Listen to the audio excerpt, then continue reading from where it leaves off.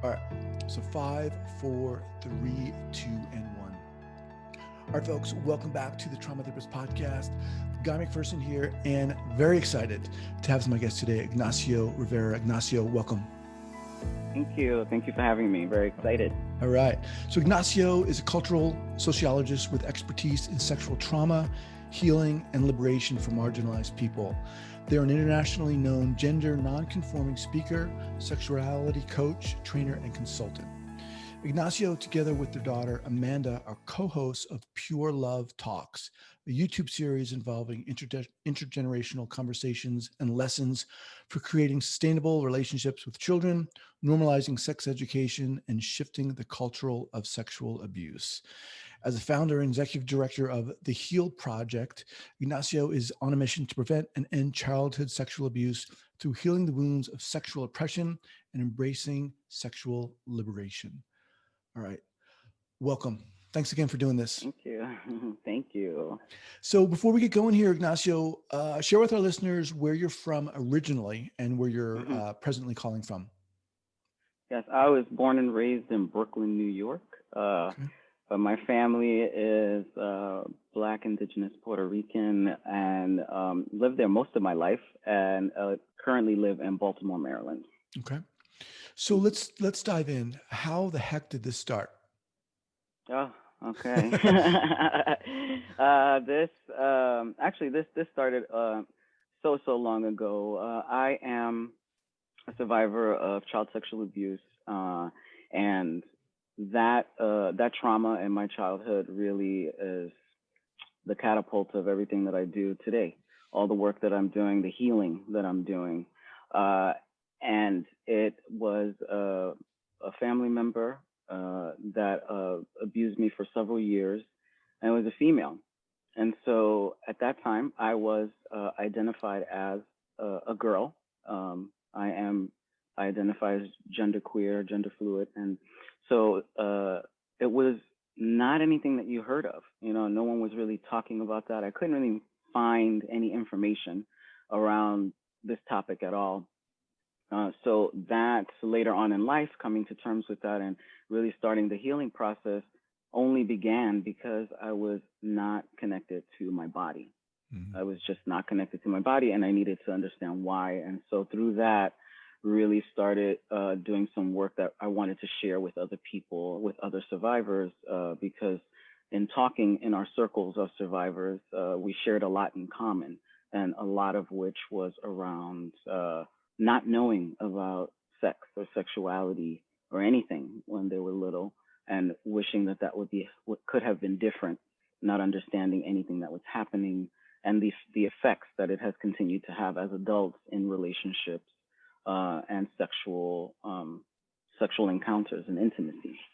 Okay, excuse me. So, if I may, when you were experiencing this abuse, was there a point at which you were like, something, no, this is not right. I need to start healing. What did that look like for you, that process?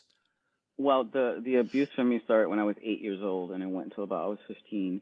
And so I didn't know what that was, and it wasn't just sexual abuse; it was physical and psychological abuse. Mm-hmm. So as a kid, I really didn't know what was happening and who I could even trust or talk to, and what I would even say. I didn't have a language to say the things that were happening, and so that person wasn't in the house anymore. I ran away from home at a young age, and there began a slew of trying to get my life together as a teenager, being homeless, being in really messed up relationships, and trying to get therapy and get right with myself. So it was a long process of finally getting to therapy, because I was in a college classroom getting my associates at the time, and we're in a psychology class having a lecture on suppressed memories.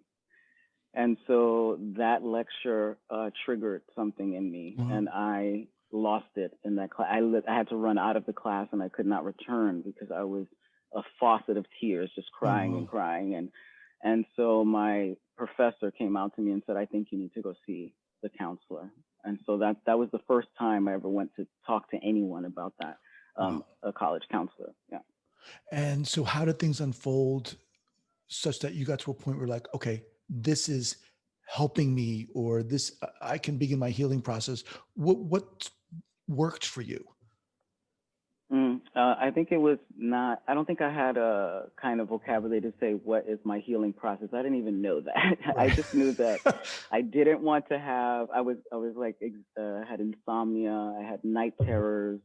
It was just affecting everything in my body and in my spirit. So I just wanted that to stop. Basically, I was going to therapy just so I could sleep, and so that I wouldn't have nightmares anymore. And so that at the time, later on, I had my daughter. I had her when I got pregnant with her when I was 17. And so the navigating independent parenthood and trying to deal with the survivor stuff. And for a lot of survivors who become parents, give birth, breastfeed, this is a super triggering and traumatic time, which I didn't know that connection at the time. So my daughter, as she was growing up, my triggers and my anxiety and my OCD got worse and worse and worse. So at that time, it was, I'm in school, everything's getting worse, and then this class happens and it just comes crashing down. And then counseling, and then therapy, and then realizing, oh, maybe this is why I don't feel connected sexually. Maybe this is why I don't know what I want. Maybe. So I started realizing things, and I'm a bookworm. So I just started trying to get information about everything I could to learn.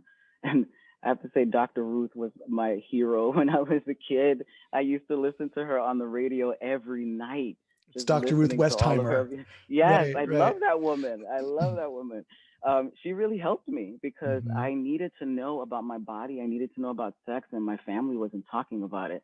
So in secret, I used to listen to her, give people advice all the time, and write notes down and things like that. And so I started making connections with this idea of sexual liberation and healing from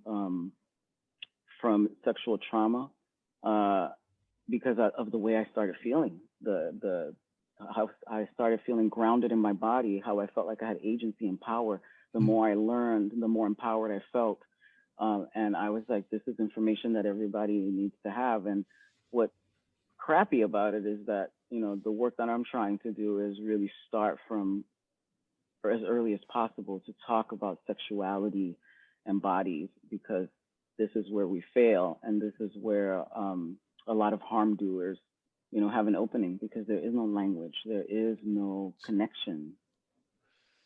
So you talked about not feeling, I forget the exact words you used, but not feeling acquainted with your body or connected to your body.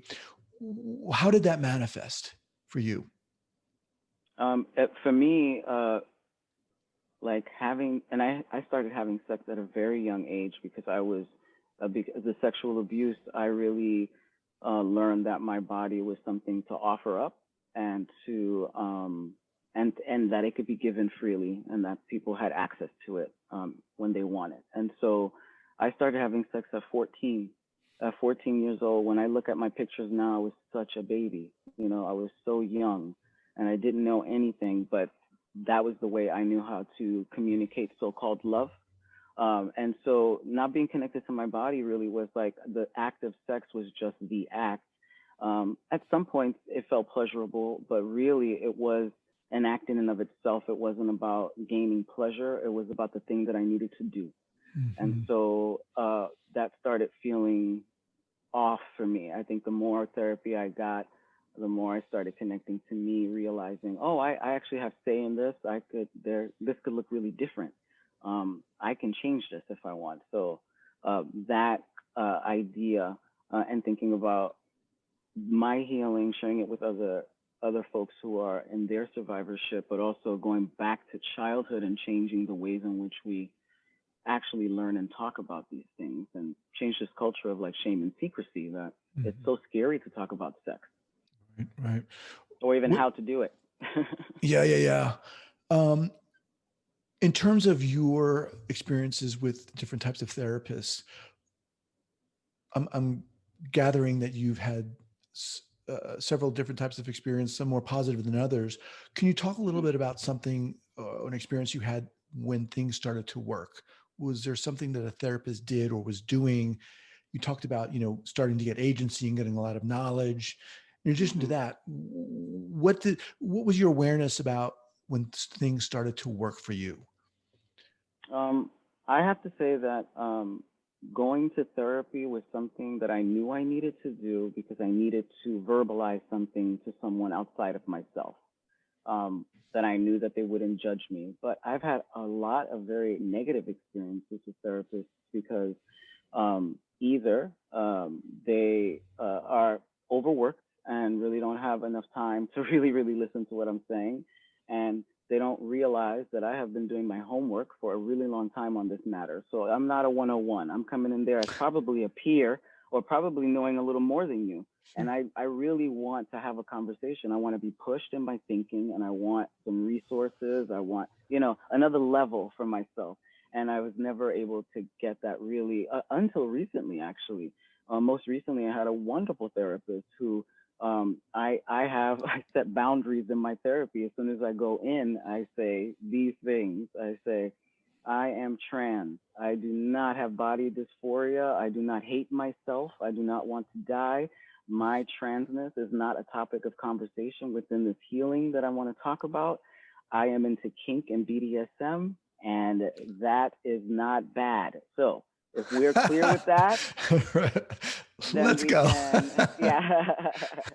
And so I have to set the boundaries to say, I know this about myself. I'm pretty self-aware. I want to have a deeper conversation about how I continue to navigate my healing process. And you talked about having a child at a young age.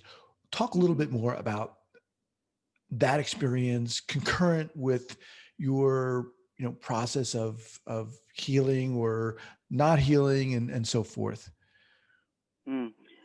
That it's probably the basis of the show, Pure Love Talks, because I would say up until the age of about 3 or 4, I was a complete basket case. I just was super protective, had her sleeping in my bed all the time, saying that I was protecting her, but I would say really she was just giving me comfort because I was terrified to be alone. And she witnessed my complete OCD, and I was very nervous about, like, I didn't even, when she bathed, it was behind the curtain. I'd sit and tell her how to wash her body. And, so it was really a very uncomfortable and very triggering time for me. And so, if I may, so you said you need to, when you're bathing, it has to be over there, put the curtain. You didn't want to see it or let her know that you were seeing it. Okay. Yeah. To give her privacy, because I was teaching her about privacy and teaching her that she knows she can wash her own body, and I could just inform her of how to do this. And so I wasn't comfortable just yet. And so I literally hit a point where I was suicidal again, as I have been suicidal many times. And at that point, because I had my child, I was like, this is not an option anymore, and I need to really seriously get some help. And so that's when like a shift happened for me. And I said that I can't be like my mother was and not share information with my child. And so that's when I started talking to her more openly and sharing information with her. And so that's basically the show, How I Raised My Daughter in a Sex Positive Household, as a prevention method, so that she would not have to, so hopefully she would not be a victim of child sexual abuse. So let me just remind everyone that I'm speaking with Ignacio Rivera. Their show is Pure Love Talks, YouTube series. We'll have that linked up here at the show notes page at the traumatherapistpodcast.com. So talk to us, Ignacio, about the point and the process of when you said, you know what, I got to do this. I need to help other people get the word out. Talk to us about that experience for you. I think that happened around probably 19 years ago, when I'm a performance artist as well, and so I wrote a show called Lágrimas de Cocodrilo, Crocodile Tears, And it was my story of being a survivor of sexual abuse and incest. And it was a 1 hour show. And I actually got to perform that show and tour with it for like 4 years across the country and outside of the country. And it was an absolute healing tool for me. And what changed for me about wanting to help people and really go further is those 4 years that I was doing that show, I became a vessel for people to tell me their stories, because my show was very interactive. And so I did my show that incorporated my daughter, my mother, my family, and posed things to the audience. And at the end of it, I had a Q&A, and I would give notebooks out to everyone so they could write whatever they wanted to me, to give me input on how the show could be different. So through the years, the show actually changed because of input that people gave. And so in that book, people were telling me that they were survivors, what had happened to them that they had never told anyone.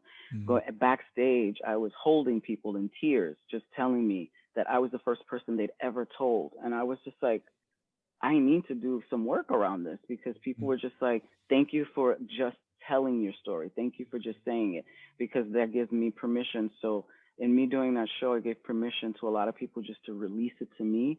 And I felt that a high honor to just accept that and do my own spiritual work to work through that, being a vessel, because it was a lot to take in. People telling me their stories, just like, I need to tell you this, And that's when I was like, this needs to be more intense work. And 19 years ago, there was no funding for child sexual abuse prevention. And 5 years ago, for the first time ever, I got funding to start the HEAL Project with actual money, Wow. So talk about that. What is behind the HEAL Project? So the HEAL Project is really talking about this cyclical kind of way that we can prevent and heal with one another. And it is working and healing with adult survivors of CSA, because most people see that as a childhood issue, and it has to be seen as a lifetime issue, but it happens in childhood, and sometimes the effects of it don't even show until later on in life. So we need to have a system in place for, this kind of healing. So we have that healing, and through that work, we get a lot of information about what could have been different, if they could have changed the hands of time, what their families could have done to help them, support them, get that information. And this is what we use, and my own work in healing and working, trying to figure out how we get to be supports to families on how to talk with their children about holistic sexuality education as a preventative tool and a life skill for their children. So it is about talking with parents and actually having them go through their own sexual liberation process or beginning, and then having tools for them to talk to their children at any age, to open up the conversation about this and how dire this information is to children's safety, well-being, emotional capacity, self-esteem, agency, power. I mean, it's endless. And so this is how we try to. It's a cultural shift we're trying to do. The work to end child sexual abuse is not work that focuses on sex education. So it is very interesting to me that we work on sexual assault, sexual violence, child sexual abuse, and we never talk about sex. And I think sex is the way that we're going to get to really making a dent in prevention of child sexual abuse, because we're so afraid of it. Say more about that. The work of what ending, healing child sexual abuse is talking about sex. No, it's beyond that. It is integrating holistic sexuality information into our lives, which means when we think about, currently how we think about sex education, I should say, generalizing. When we think about sex education, we think about heterosexual sex, and we often focus on the ability for procreation to happen, and that we want to avoid that, and we want to avoid getting STIs. And we talk about respectability. And so these are the things that we teach young people. And usually we wait until teenage, maybe tween years to start talking about this. Our the fault or the loss in that is that we only focus on the activity of sex for procreation in this very capitalist heteronormative way, rather than from birth teaching our children the very foundational things that actually get you to doing the mechanical things of sex as you actually want to do it in a good way, right? Because what we're learning is communication skills. What we're learning is how to give a good apology, how to be a good friend, how to actually state your boundaries and not be scared to tell somebody. These are all life skills, right? And so when we think about sex education, we forget that whole giant piece. And this is why, as adults, we really suck at communication and suck at relationships, because we actually don't start trying to figure out who we are, what we desire, and what we want until we're much older. By the time we're 40 and 50, we got it. Right. We're better, in a better place, because we're like, I have all this experience. Imagine if we would start younger, and even starting then, we change this idea of shame around sex, right? If we celebrate sexuality and talk about it in this way that it is normal, because it actually is. It actually is Right. very normal.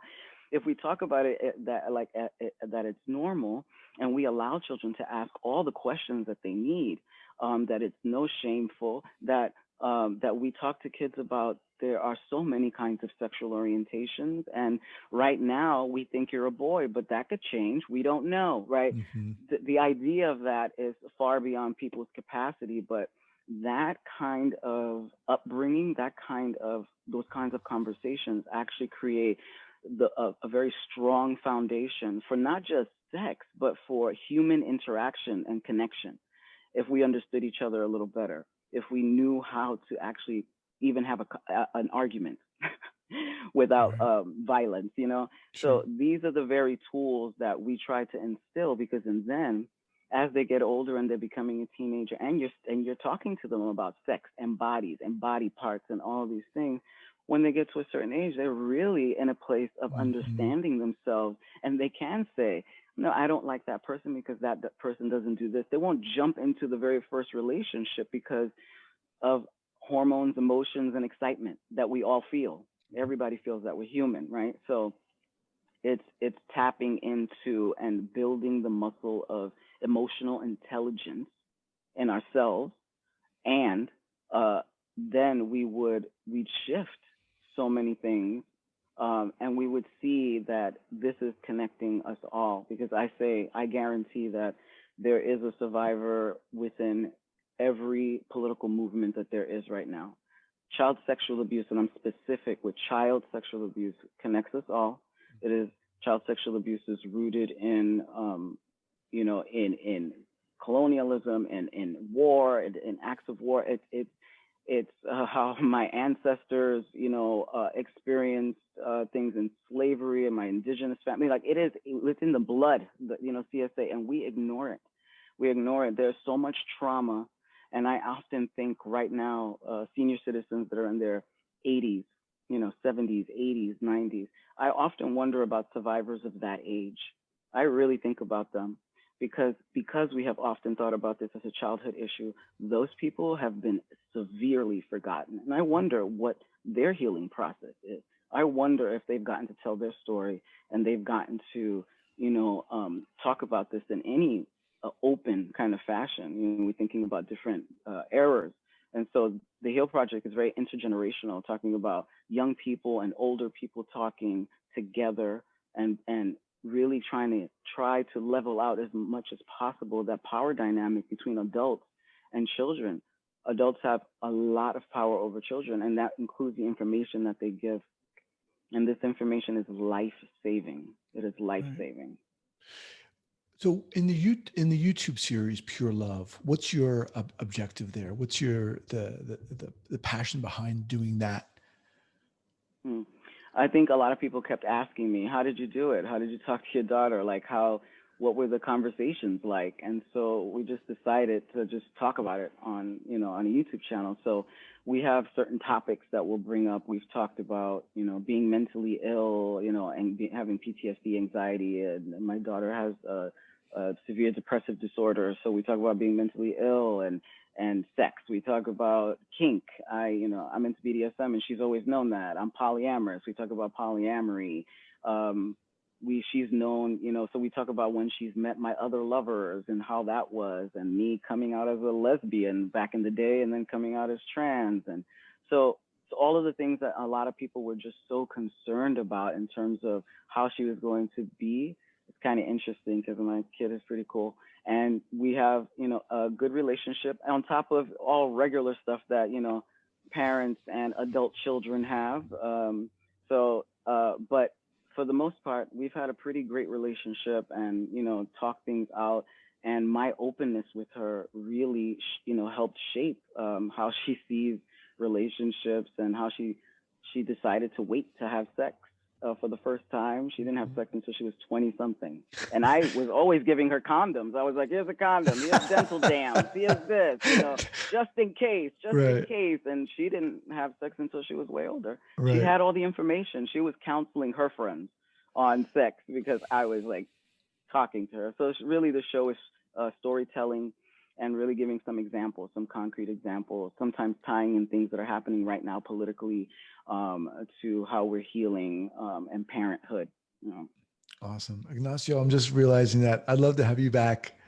There's just so much to talk about. I love your energy and you're so friggin' inspiring, man. It's amazing. Oh, thank you. Thank you so much. I appreciate it. As we kind of wind down here, what's the best way for people to get in contact with you?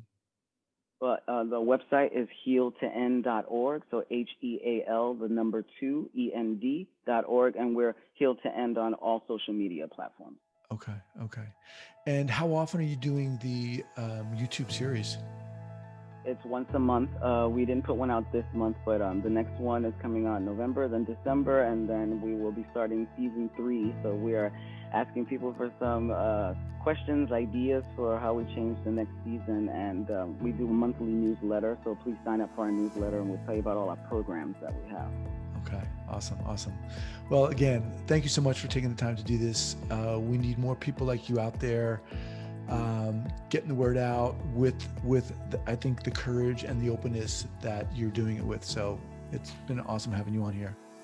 Thank you so much. I appreciate it. Have a good day. All right. Take care.